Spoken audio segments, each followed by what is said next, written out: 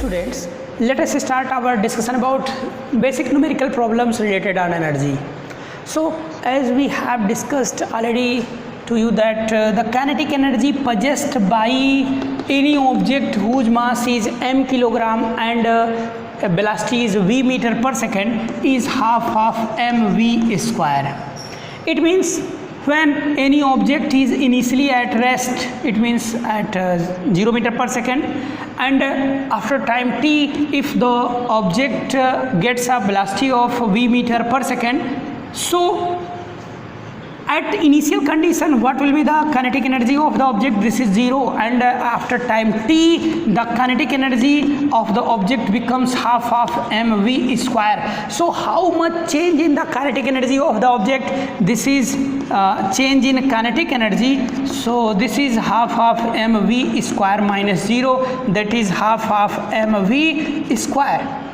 But if we take the initial velocity of the object as u, that is not equal to 0, then the initial kinetic energy possessed by the object is half of mu square, and after time t, if the velocity of object becomes as v, then the kinetic energy possessed by that object is, this is final and this one is the initial, then half of mv square. So change in the kinetic energy will possessed by this change in kinetic energy is possessed by delta of k. Okay, so this is half of mv square minus half of mu square. So if you can take half of m as common, this becomes u square minus v square minus u square, and you will know about what is the value of v square minus u square. If the object changes its velocity from u to v with under uniform acceleration a,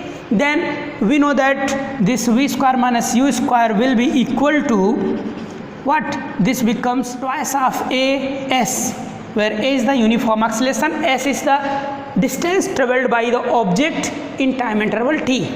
Okay, so there 2 and 2 will cancel each other, m dot a, this becomes f dot s, and we know that this fs is work done. So we know that the amount of work done on any object is dissipated in the changing of the kinetic energy when the object is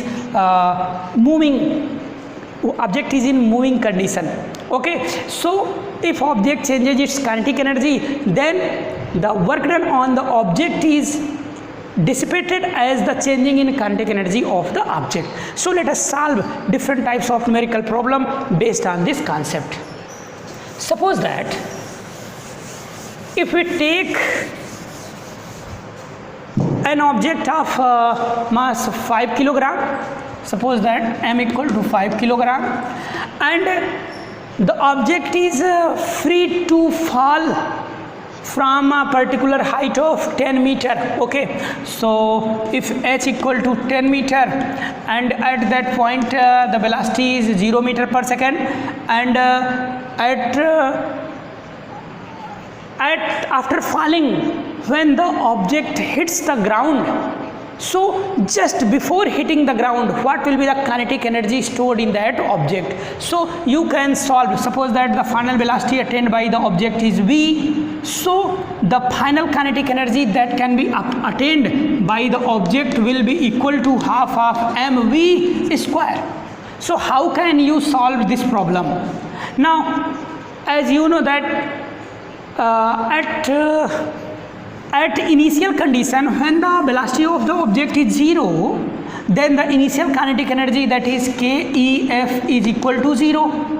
KEI, initial kinetic energy of the object is 0. So as we know that change in kinetic energy is equal to what? Work done. So work done means force into displacement, and force means m dot a. Okay, so this is equal to half of mv square, and we want to calculate this. So m dot a, it means this is the final kinetic energy, because the initial kinetic energy is 0, so this becomes final kinetic energy at that, it means KEF. Okay, so KEF is equal to ma. If we multiply and divide by 2 both sides, then we get what? Or simply, this a is the gravitational acceleration. because when object is falling from any height under gravity, then the acceleration acting on that object is g. So from here this m is given as what, 5 kg, and this g, suppose that this is 10 meter per second square, and s means the height from where the object is freely falling, that is 10 meter. So from here we can conclude that the energy stored in that object in the form of kinetic energy is 500 joule. Okay, so this is a particular question. Now let us solve different question. Suppose that we have a car whose mass is 1500 kilogram. There is a car of 1500 kilogram mass, and we want to accelerate this car from any initial velocity. Suppose that the initial velocity of the car is 30 kilometer per hour, and we want to take this car in the condition of velocity of 60 kilometer per hour. Okay, so what amount of the kinetic energy will change during changing the velocity of the car from 30 km per hour to 60 km per hour? So what will be the change in the kinetic energy of the car? We can calculate it with the help of direct formula. The change in kinetic energy will be equal to the final kinetic energy, okay, minus initial kinetic energy. So if we put the value of m, because m is common, so it can be taken as common in from both terms. So from here v square minus u square, so put this is 1500 by 2 and v square. Now this is 60 kilometer per hour, so you can change it in meter per second by multiplying and multiplying as 5 by 18.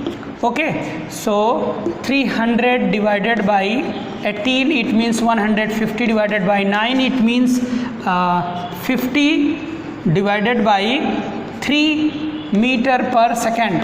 And also you can change this 30 multiplied by 5 by 18, it means 6, and this one becomes 3, 6 and 10 means 50 by 6 meter per second. Okay, so put the value of v and u at here, then you get 50 by 3 square minus 50 by 6 square. So this becomes 100 by 6 square. So you can take 6 square as common, so this becomes 36.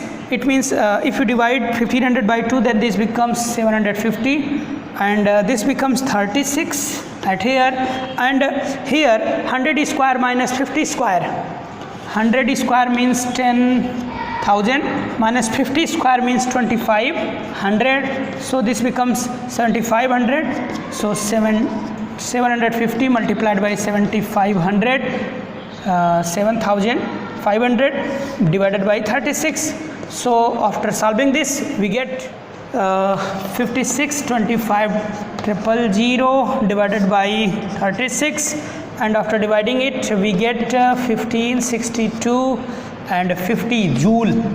Okay, so this is the amount of the change in the kinetic energy of the car. Okay, so with the help of such type of question you can solve different types of numerical problem. So solve these problems. Okay, till now take care, thank you.